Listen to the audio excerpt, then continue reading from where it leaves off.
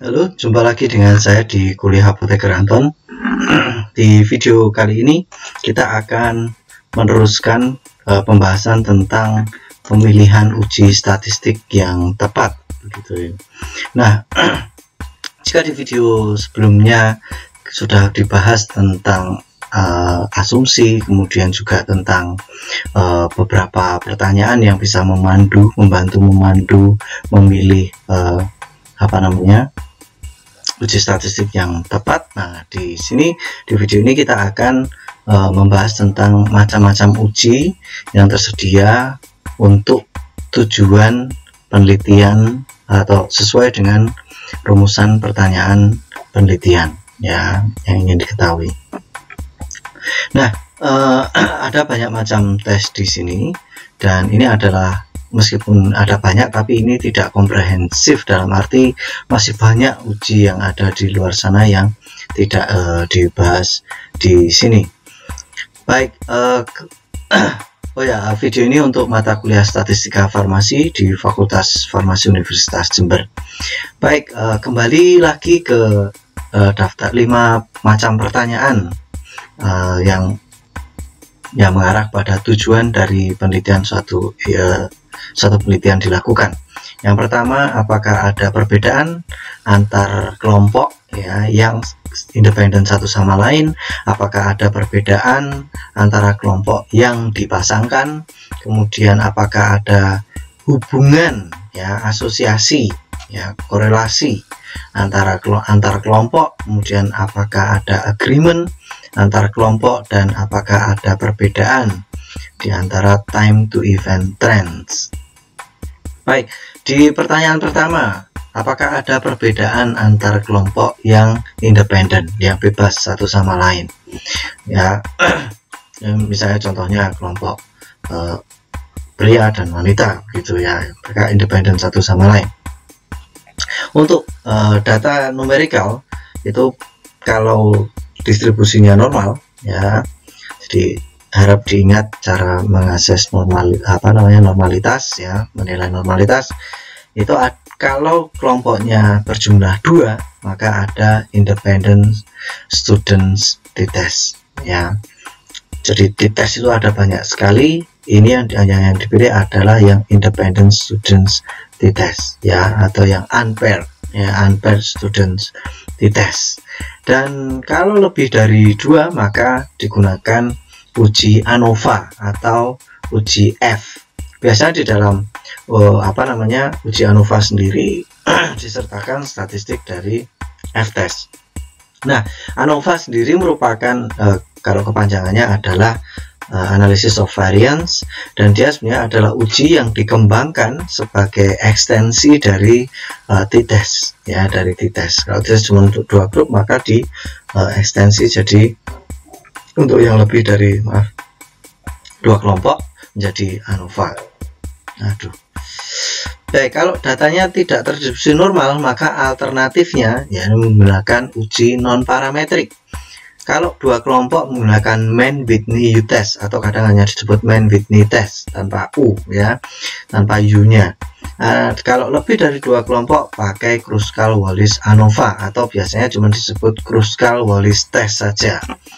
Nah, bagaimana kalau data yang kita miliki adalah data kategorikal? Kalau data kategorikal lebih dari 2 kelompok, maka kita bisa menggunakan chi-square. Chi-square kalau bahasa Inggrisnya ya, atau chi-kuadrat ya, atau bahasa Inggrisnya chi-kuadrat, bukan chi-kuadrat, tapi chi-kuadrat ya, yang disimbolkan dengan X begitu, chi, dan square kuadrat gitu ya. Nah, alternatifnya kalau misalnya asumsi, nah ini tuh non parametrik yang punya asumsi agak ribet juga chi-square itu. Kalau asumsinya tidak terpenuhi, maka alternatifnya adalah Fisher's exact test ya, larinya ke sana dari data. Kalau lebih dari dua kelompok seperti apa? Pakai chi-square test juga ya. Jadi chi-square test ini nanti akan sering Anda jumpai, dan dia merupakan salah satu uji yang lumayan intensif ya digunakan.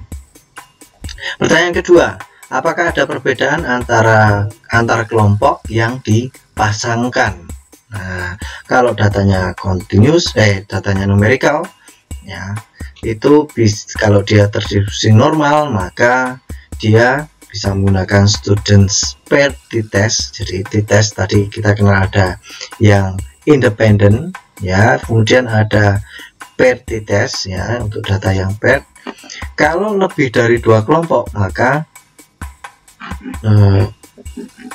digunakan repeated measures ANOVA, ya. Ini juga varian dari ANOVA.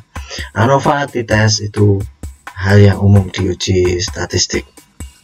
Kalau data tidak terdistribusi normal, pakai uji non parametrik sebagai gantinya, yakni pakai Wilcoxon sign rank test, atau kalau di nama lengkap resminya Wilcoxon's match pair sign rank test, ya. Oke.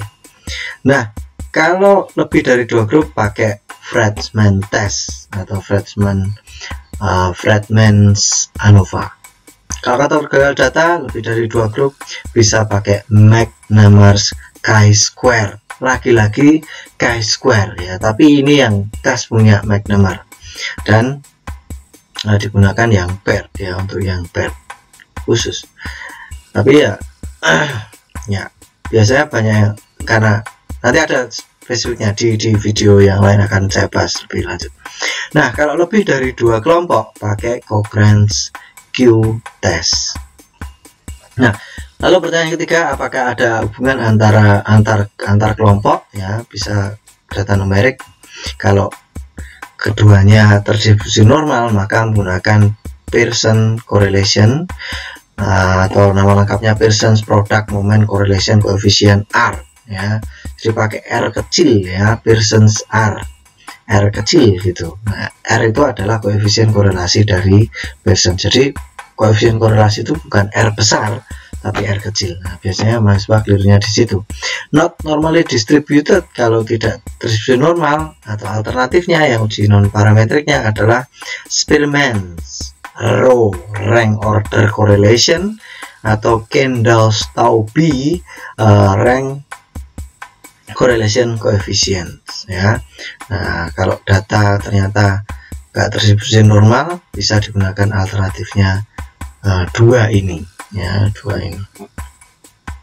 Nah, untuk kategorical data yang lebih dari asosiasi, untuk yang lebih dari 2 grup, bisa pakai relative risk sama odds ratio. Biasanya relative risk ini berhubungan dipakai untuk uji yang prospektif, misalnya cohort study itu lebih cocok untuk relative risk. Terus randomized clinical trial pakai relative risk. Tapi kalau misalnya case control studies atau cross sectional studies yang menggunakan yang analytical, itu bisa menggunakan odds ratio, ya. Kemudian kalau grupnya lebih dari 2, kelompoknya lebih dari 2, pakai lagi chi-square, ya. Di chi-square itu kategorical data itu betul-betul kunci, ya. Jadi kalau kita lihat sudah ada macamnya chi-square yang biasa, ya, chi-square McNemar. Terus yang ini ada Fortran, ya, chi-square Fortran kalau jumlahnya lebih dari 2, karena kita ingin lihat polanya seperti apa sih, gitu, ya. Kemudian ada log linear analysis, ya, log linear. Nah, lebih lanjut tentang agreement, ya, antar kelompok. Biasanya ini penting untuk menilai suatu metode, misalnya dari penilaian ahli, gitu, ya, metode 1 dibandingkan dengan metode kedua, gitu, ya. Nah, ada agreement enggak, ya, antar metode tersebut. Kalau numerical data ada numerical metodenya, pakai intra-class correlation coefficient atau ICC. Kemudian graphical methods itu menggunakan Bland-Altman plot. Jadi plotnya itu di atas dan di bawah itu banyak kayak scatter plot gitu, tapi atas sama bawah itu ya banyak taburan titik-titik, gitu, ya. Categorical data yang 2 kelompok itu menggunakan Cohen's kappa, dan yang lebih dari 2 kelompok juga sama menggunakan Cohen's kappa, ya. Jadi misal kalau kita pakai instrumen penelitian kuesioner, gitu, ya, kemudian kita ingin melihat apakah di antara juri gitu ya, itu ada kecocokan enggak untuk skor masing-masing, tentang masing-masing butir pertanyaannya dinilai penting nggak ada di sini gitu ya. Misalnya dibuat kategori data dari penting, netral, tidak penting, misalnya seperti itu. Nah, itu bisa dicocokkan dengan Kohens Kappa ini. Nah, terakhir pertanyaan tentang apakah ada perbedaan antara time to event trends kalau lebih dari 2 kelompok ya, itu pakai kalau 2 kelompok pakai 3 macam metode: Cox Mental Test, Gihans ya, Generalized Wilcoxon Test, Log Rank Test. Kalau lebih dari 2 kelompok pakai Log Rank Test. Nah, lagi-lagi Anda dengar Log Rank Test, tadi juga sudah pernah mendengar Log Rank Test. Baik, itu adalah pilihan metode yang ada ya. Silakan kalau bisa melakukan penelitian atau Anda membaca penelitian, coba dicek membaca jurnal gitu ya, analisis stresnya pakai apa gitu ya. Nah, Anda bisa cocokkan, oh ya ternyata memang biasanya ya memang betul demikian gitu ya. Ya, ini pakai ini. Ya, kenapa kok dia kemudian pakai uji non parametrik? Nah, kok nggak parametrik saja? Pasti ada alasannya. Baik, terima kasih, semoga berguna. Dan ini referensi dan juga kredit untuk free staff yang mendukung video ini. Semoga berguna, sampai jumpa, terima kasih.